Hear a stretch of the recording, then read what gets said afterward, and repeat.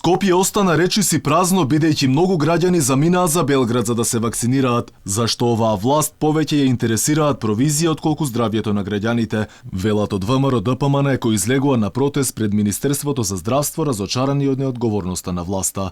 На протестот под мотото Здравје, а не провизија, учесниците уште еднаш побара оставка од министерот Венко Филипче, кој досега не успеа да набави вакцини против COVID-19, кои се од големо значење за имунизација на населението. Поради неспособноста на власта, велат Македонија се најде во првите места во светот по починати од корона, па затоа велат мора да има одговорност. Во справување со оваа пандемија нема партии, нема вери и нема нации.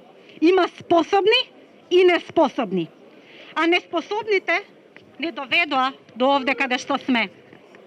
Затоа час поскоро да си заминат, да ги скратат и нашите, но и собствените маки и да ги остават вистинските луѓе да стават крај на оваа болештија. Македонија има набавено до сега во овие 4 месеци 0 вакцини.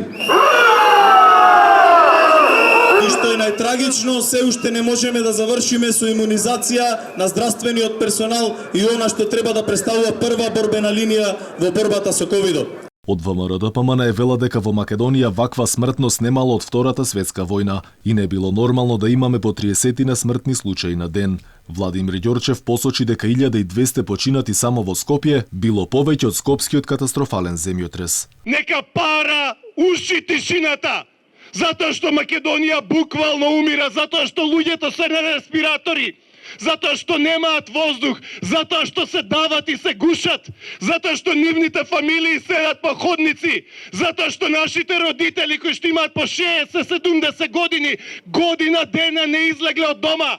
Денеска границата кон Србија изгледаше вака, драги присутни.